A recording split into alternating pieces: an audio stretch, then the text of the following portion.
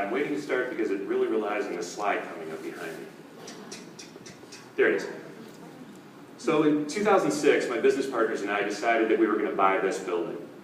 This is the GAR Building. Some of you may be familiar with it. It's lovingly known in Detroit as the Castle, and it's just a few blocks down the road here on Grand River. This photograph was taken about 2 years ago on the day that we finally closed on the purchase.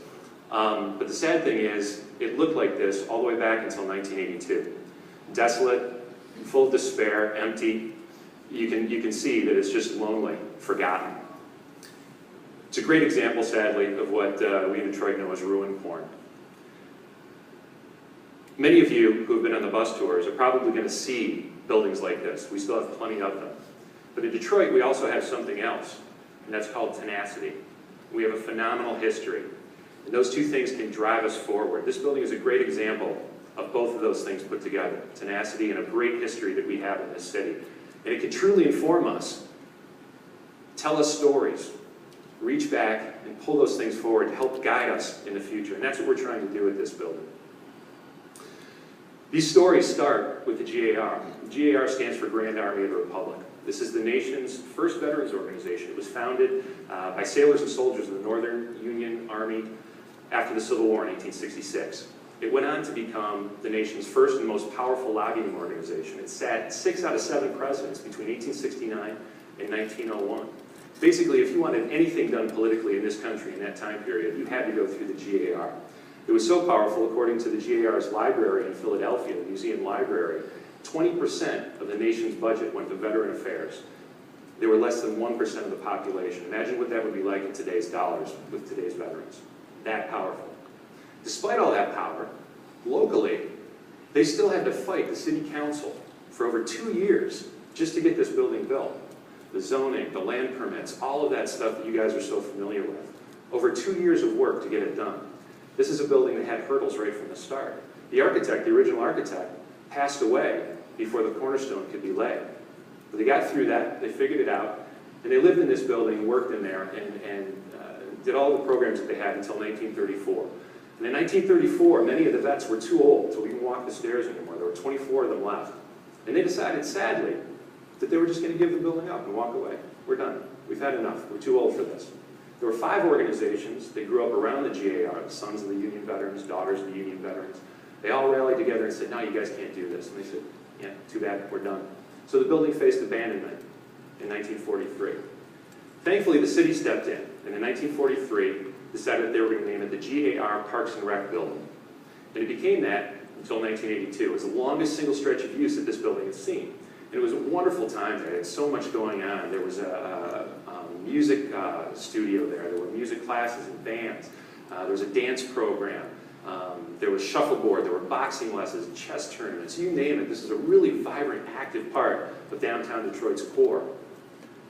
As a matter of fact, we met a guy there who learned how to play trombone and then went on to join a small music company in Detroit known as Motown Records and win a Grammy as one of the original Funk Brothers for the Motown Records. He came back at 70 years old not too long ago with his granddaughter and helped us do a little demo on the building, talk to us about it. So this thing is full of stories, full of history, full of the past.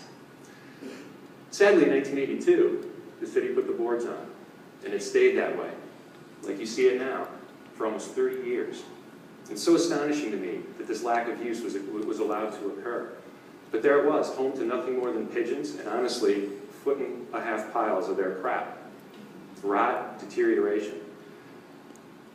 In the middle 90s, we went a step further. The city council decided that they were going to try and lobby to get it declared unsafe so that it could be torn down. It was an eyesore. No one was doing anything with it. Why bother? And that's where Celestine Hollings comes into play. No story about this building is complete without Celestine. She's an amazing woman. She's the first African-American elected to the national presidency of the Daughters of the Union of Veterans. And she single-handedly saved this building. She went up against the city council, their lawyers, all of the money that wanted this thing torn down, and fought tooth and nail against them. Her own organization, the Daughters of the Union Veterans, told her, give it up. We're too small. We don't have the kind of coin it takes. We don't have the kind of power it takes, the influence it takes. We're talking about the city of Detroit. The Sons of the Union Veterans told her the same thing. All these organizations said, give it up. And she refused. She absolutely refused to give it up. And she won that court battle. She is a spitfire. She's this tiny little old lady, and I can say that because she's 93 years old and she's literally this tall. And she got there last year and visited us when the doors were finally open. And she climbed every one of those 4 flights up to the grand ballroom on the 4th floor by herself, without a single bit of aid. When she got up there, her smile lit up the room. And we realized it wasn't because that big court win was reminiscing in her head. That wasn't the big win. The big win was when the boards came off the windows and light came into the room. There was a sense of hope and possibility again. That lit her face up. And that was a wonderful, wonderful thing. And that brings us to today. If you go by the GAR building today, this is what you'll see. The exteriors. Thank you.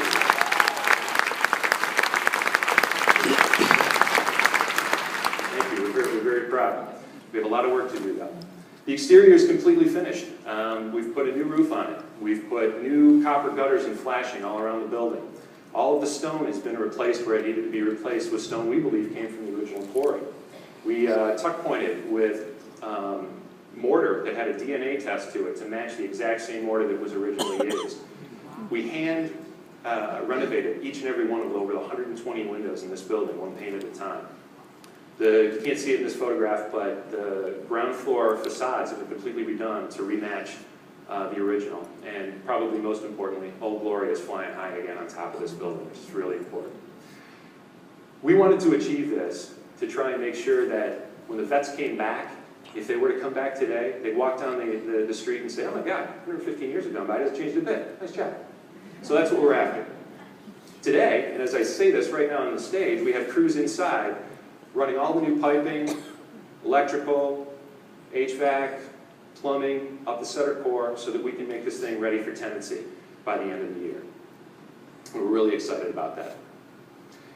And that's something that I want to leave you guys with. The idea here that every place has stories. We're talking about placemaking.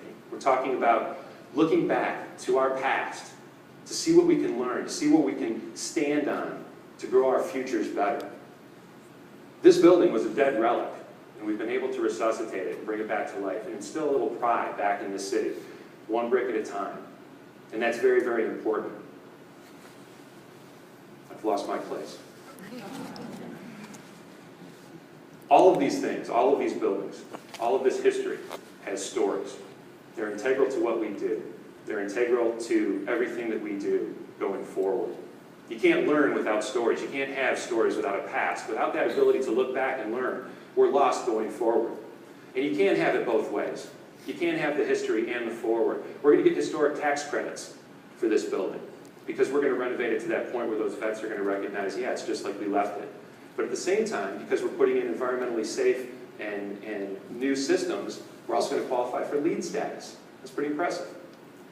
We're going to be able to put in this 115-year-old shell a brand new, very youthful, high-tech media company on the upper two floors and 2 brand new made-from-scratch restaurants on the ground floor. They're going to focus a whole lot of attention on this burgeoning part of the neighborhood where currently there is no activity. We're going to be an anchor there to draw more to us. That's also very important about placemaking. In addition, we're going to respect the history. We're going to put a museum into the GAR members and their memory and what they fought for and what they did to preserve this union. And we hope that that's going to inspire Detroiters to shed the shabby clothes that we've had to wear for the past 30 years or so, put on our new finery and strut, be proud of them. And all of these memories, all of these places, all these buildings exist for all of us, you guys too, being in this industry, to pull out of the dust, clean up, shine up, and present there. Every story of Detroit is a story of tenacity. Every one of them. In 1805, when the entire city burned to the ground, Father Gabriel Richard penned some words that eventually became our city's motto. Speramus Meliora Resurgit Generis. It stands for, we hope for better things. It will rise from the ashes. And Detroit will rise. I guarantee it, you have not seen anything yet. Thank you.